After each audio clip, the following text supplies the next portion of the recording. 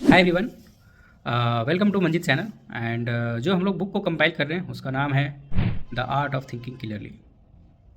जैसा कि ये बुक एक नॉवलिस्ट यानी एंटरप्रेन्योर के द्वारा लिखा गया है और ये बुक में उस चीज़ों को पॉइंट आउट किया हुआ है जो लोग अक्सर गलतियां करते हैं। और यदि अपना पर्सनल लाइफ हो या बिज़नेस आप चला रहे हो तो इन चीज़ों को याद करने से या याद रखने से बहुत सारी चीज़ें आपके जो अनअवेयर गलतियां होती है वो गलतियां सॉल्व किया जा सकता है। तो पहला जो हम लोग पॉइंट है वो है क्लस्टरिंग इल्यूजन। क्लस्टरिंग इल्यूजन्स का क्या मतलब है कि हम लोग कोई चीज़ ना पैटर्न के रूप में देखते हैं। फॉर एग्जांपल आप आकाश में देखते होंगे तो हम लोग एक अपने आप एक पैटर्न बना लेते हैं माइंड में। अच्छा ये पहाड़ के जैसा दिख रहा है, अच्छा एक सिप जैसा दिख रहा है, अच्छा ये बैल जैसा दिख रहा है ना। तो ये क्या होता है, हम लोग जो मेमोरी में सेव करते हैं एक पैटर्न के रूप में, एक इमेजेस के रूप में सब चीज़ सेव होता है। और हम लोग जो भी चीज़ देखते हैं उसको याद करने की कोशिश करते हैं, एक टेंडेंसी रखते हैं। तो हम लोग अपने जो पैटर्न सेव है माइंड में उसको हम लोग उसके जैसा बनाने की कोशिश करते हैं। तो इसकी वजह से क्या होता है गलतियाँ, इसकी वजह से जो कुछ गलतियाँ होती है बेसिकली आप जब बिज़नेस ओपन कर रहे हो या जब बिज़नेस के बारे में सोच रहे हो तो कुछ कुछ आइडिया ऐसे लगता है कि अरे यार ये तो कोई सोचा ही नहीं है, ये तो नया आइडिया निकल गया। ठीक है।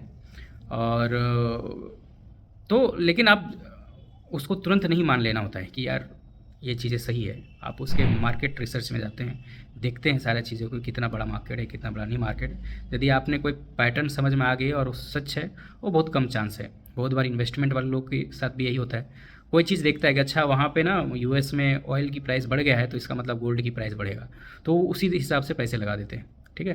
कुछ पैटर्न नज़र में आता है तो जनरली जो बेस्ट तरीका ये है कि आपको जो डाटा है 10 साल का डाटा है उसको देखना पड़ेगा और वो यदि सही बोल रहा है तभी आपको बिलीव करना है। अदरवाइज़ आप यदि बिलीव करेंगे तो आप एक तरीके से धोखा खा सकते हैं, नुकसान हो सकता है आपका। दूसरा है सोशल प्रूफ। अब सोशल प्रूफ इंडिया में बहुत चलता है। यदि कोई इंजीनियरिंग कर रहा है और 2-4 इंजीनियर सक्सेसफुल हो गए तो सब लोग इंजीनियरिंग करेंगे। उसी तरह बिजनेसेस में होता है, यदि कोई एक बिज़नेस कर रहा है और वो सोचते हैं कि अच्छा वो बिजनेसमैन सक्सेसफुल हुआ तो वही बिज़नेस करेंगे। इवेंचुअली फर्स्ट टाइम जो करता है और यदि सक्सेसफुल वो पैसे कमाता है, सेकंड टाइम करने वाला वो पैसे नहीं कमाता है। तो ये फैक्ट है। जैसे हमारे यहाँ एक बार ये हुई कि टमाटर, एक किसान जो टमाटर लगाया और बहुत पैसे कमाया उसमें, तो पूरा गांव वाला टमाटर लगा दिया। ठीक है। तो उसमें क्या हुआ कि उस ईयर जब पूरे गांव वाले टमाटर लगाया तो बहुत ही कम प्राइस में सबको बेचना पड़ा, जो मार्केट रेट से काफ़ी कम एक तरीके से है।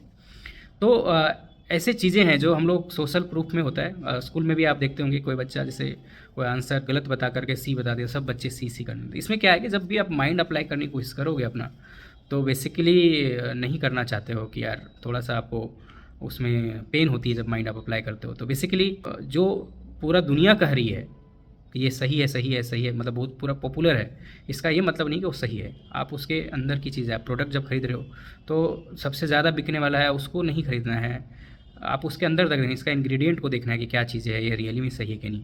जो पॉपुलर है नेसेसरली ये सही नहीं है कि ये सही होगा। ठीक है। तो ये चीज़ें सोशल प्रूफ जनरली हम लोग को बायस कर देती है अपनी थिंकिंग को। Sunk cost fallacy. तो इसमें क्या होता है कि यदि हम किसी चीज़ में कोई ज़्यादा टाइम लगा दिए हैं और वो एक तरीके से हम उसको छोड़ना नहीं चाहते। मैं भी बिजनेसेस के रिगार्डिंग जब मैं अपने कस्टमर से बात करता हूँ तो कोई सेम ही चीज़ प्रोडक्ट जो हम लोग ने बना रखा है बेसिकली वो 4-5 लाख रुपया खर्चा कर देते हैं और हम लोग बोलते हैं नहीं आपका प्रॉब्लम हम लोग 20-25 हज़ार में सॉल्व कर देंगे, लेकिन वो कंसिडरेट नहीं होते। वो बोलते हैं कि नहीं मैं तो इसको चलाऊँगा। तो ये बहुत बड़ा एक प्रॉब्लम है। यदि आप किसी चीज़ में बहुत ज़्यादा टाइम लगा दिए हैं और यदि आपका फ्यूचर नहीं दिख रहा है या किसी तरीके से आपको डाउट हो रहा है तो आप उसको छोड़ने का भी हिम्मत रखना चाहिए।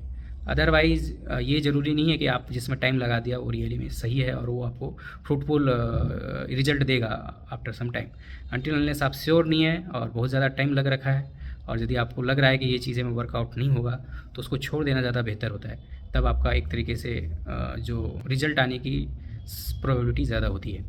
तो ये चीज़ें जो हम लोग बेसिकली अपने पैटर्न है या जो सेव करने, इमेज सेव करने का जो टेंडेंसी है या इवन दूसरे लोग को चलने की जो एक आदत है, उन चीज़ों से भी गलतियाँ होती है।